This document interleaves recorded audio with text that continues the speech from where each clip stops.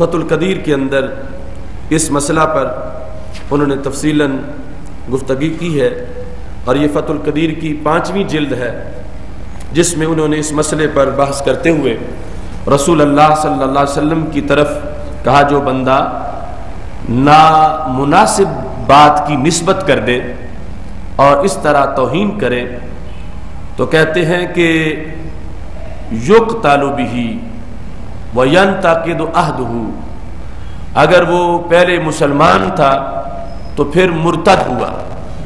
اور مرتد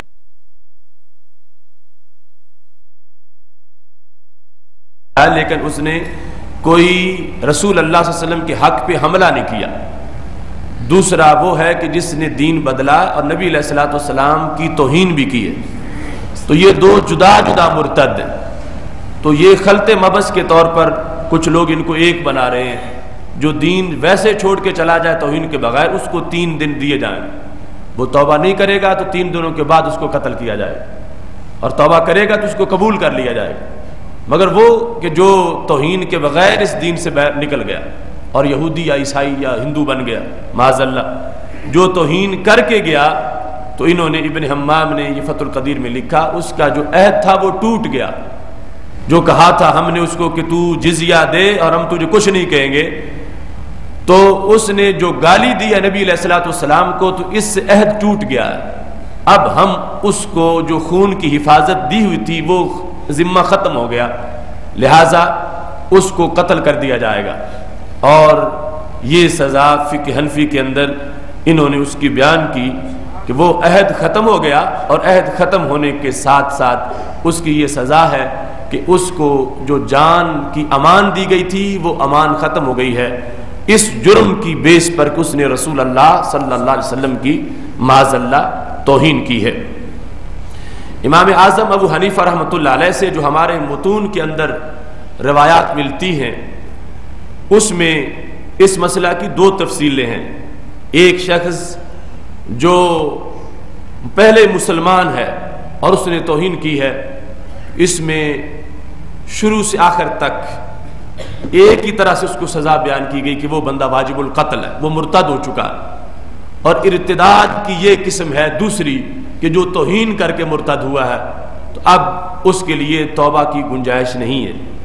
یستتاب اس مرتد کے لیے ہے کہ جو توہین کے بغیر قتل ہوا، بغیر توہین کے مرتد ہوا۔ دوسرا بندہ جو پہلے ہی کافر تھا اور پہلے ہی ذمی رہ رہا تھا مسلمانوں کے ملک میں، تو ہمارے متون کے اندر اس کو نقض عہد کے لحاظ کچھ متن ایسے ہیں کہ جہاں کہا گیا کہ اس کا عہد نہیں ٹوٹے گا، وہ مسلمان کو قتل کر دے اور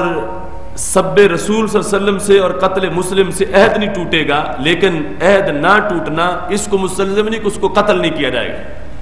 یعنی عہد ٹوٹنے کے ساتھ قتل یہ ایک موقف ہے، عہد ٹوٹے بغیر قتل یہ دوسرا موقف ہے۔ ہمارا مقصد یہ ہے کہ اس کو قتل کیا جائے گا، خواہ عہد کے ٹوٹنے کا قول کیا جائے یا اس کے عہد کے ٹوٹنے کا قول نہ کیا جائے۔ جن حنفی فقہا نے کہا کہ عہد نہیں ٹوٹے گا، تو ان کے نزدیک یہ ہے کہ قاضی کے لیے یہ گنجائش ہے کہ جس وقت تعزیراً وہ کسی کے قتل کا حکم دیتا ہے، تو جب باعث اور جرم بڑا ہو تو اس کی بیس پر قتل کا حکم دیا جا سکتا ہے۔ تو اس وجہ سے وہ اس راستے سے گستاخ کو قتل کرواتے ہیں کہ اگرچہ عہد نہیں ٹوٹا مگر پھر بھی تعزیراً اس کو قتل کر دیا جائے گا۔ تعزیر جس وقت اس کی نوعیت جرم کی بڑی ہوتی ہے تو پھر تعزیر میں قتل کی سزا دینا فقہ حنفی کے اندر یہ جائز ہے، جس کو یہ کنز الدقائق کی شرح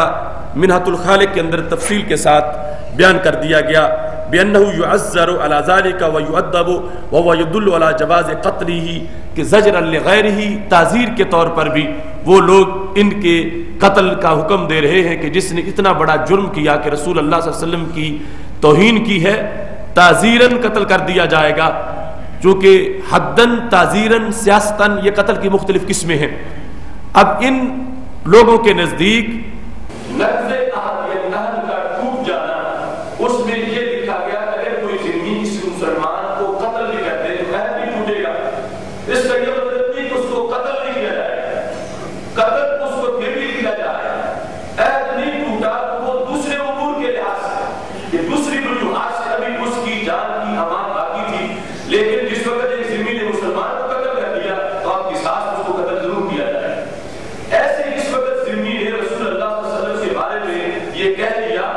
کوئی نازیبا لفظ تو جن کے نزدیک صرف ٹوٹا تھا قتل، ان کے نزدیک اس کا برقرار رہے گا، اس کو قتل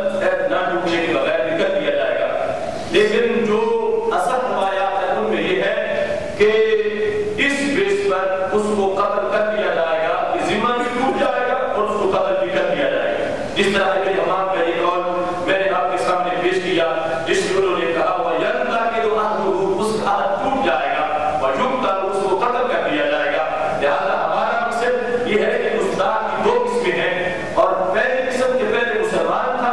اب مرتد ہو گیا۔ اس میں کوئی اختلاف نہیں ہے کہ وہ ساری امت کے نزدیک مرتد ہوا، اور مرتد ہونے کے لحاظ سے سزا ملے گی، اور ارتداد جو ہے وہ اس نوعیت کا ہے کہ جس میں وہ توہین کر کے مرتد ہوا ہے، لہذا اس کے لیے توبہ کی گنجائش نہیں ہوگی۔ اگر وہ پہلے ہی ذمہ تھا تو اس پر آگے دو صورتیں ہیں اس کو سزا دے دیں، ایک یہ کہ ذمہ ٹوٹ گیا، دوسرا یہ کہ ذمہ نہیں ٹوٹا۔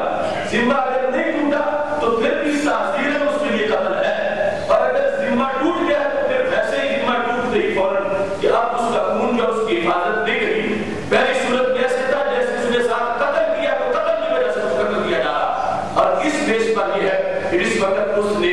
یہ کام کیا ہے اس کرنے کے ساتھ اس کا وہ ذمہ ختم ہو گیا۔ حضرت عبداللہ بن عمر رضی اللہ عنہ کا یہ قول ہمارے پاس دلائل موجود ہے۔ آپ نے فرمایا اگر میرے سامنے کوئی عیسائی گستاخی کرے گا رسول اللہ صلی اللہ علیہ وسلم کی، میں اسی جگہ اس کا سر اتاروں گا۔ کیوں؟ فرمایا ہم نے اس لیے انہیں ذمہ نہیں دیا تھا کہ وہ ہمارے نبی کی توہین کرتے تھے، تو جو ہی وہ ایسا کرے گا اسی موقع پر آگے کچھ دیکھے نہیں جائے گا تو فوراً اس کا سر قتل کر دیا جائے گا، سر اتار دیا جائے گا۔ اس بیس پر یعنی تمام فقہ کی کتابیں، چاروں فقہ ہر مکتب کی یعنی جو فقہی حاصل کے ویسے تو سب اہل سنت ہے، اور فقہی طور پر جدا جدا مالکی، حنبلی، شافعی، حنفی ہے، اور اس فقہی فروعی جو تفصیلات ہیں ان کے نزدیک جو ہے وہ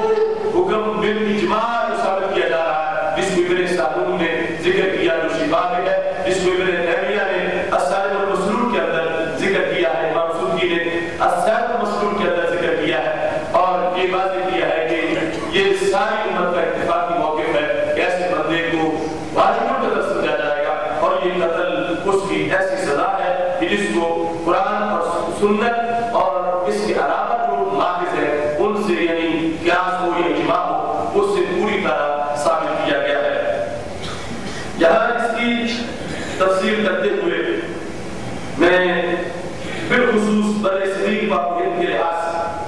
کچھ وضاحتیں آپ کے سامنے پیش کرنا چاہتا ہوں۔ چونکہ وقت تھوڑا ہے، یہ ساری کتابوں کے حوالہ جات پیش کرنے میں شاید لیٹ ہو جاؤں، تو آغاز جو ہے وہ حضرت شاہ قادری رحمۃ اللہ علیہ سے کرتا ہوں کہ جو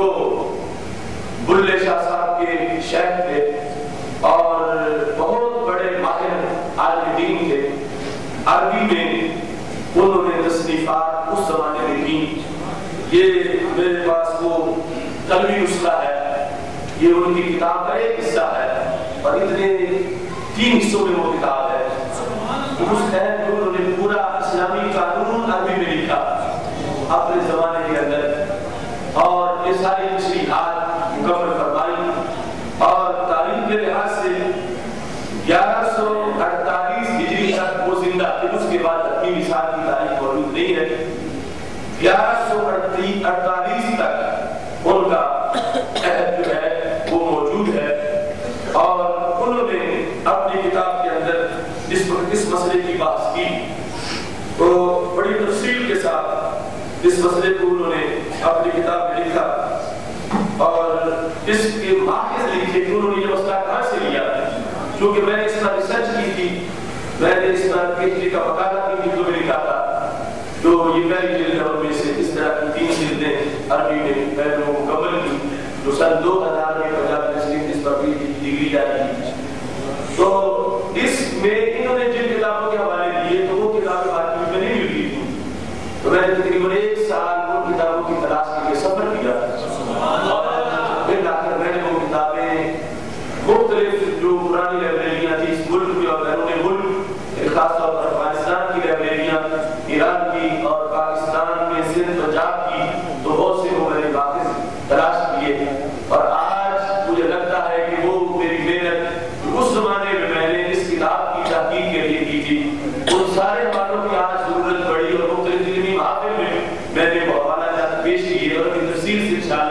9 जनवरी का जो हमारा सेमिनार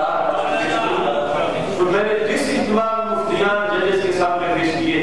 तो हर शख्स मुतासिर तो था ही, लेकिन उन सब के लिए ये मामला नया था कि क्या ये भी किताबें और ये भी किताबें हैं और ये भी बड़े सगीर का वो निसाब है या उम्मत का कि जिसके अंदर इस मसले को इतनी तफसील के साथ पेश किया गया है। इस सिलसिला में हज़रत शाह कादरी रहमतुल्लाह तआला ने तफसील से इसको लिखते हुए कहा वज़ुकिरा फी हस्बिल मुफ्तीन, एक और फतावा का नाम लिया, फतावा हस्बुल मुफ्तीन के अंदर ये लिखा है, क्या लिखा है, मन शातम नबिय्या सल्लल्लाहु अलैहि वसल्लम, जिसने रसूल अल्लाह सल्लल्लाहु अलैहि वसल्लम को माज़अल्लाह गाली दी और अहानहु या इहानत की और आबा या ऐब लगाया फी अम्र दीन ही, आपके दीन के किसी मामले में। अब ये बातें वैसे हमारे लिए भी निसाब है कि बंदा सोच के बोले कि तौहीद कैसे हो जाती है। पहले नंबर पर किसने गाली दी या किसने इहानत की या किसने ऐब लगाया फी अम्र दीन ही और फी शख्स से ही, सरकार की जाती सूरत हाल आप दूसरों जवान के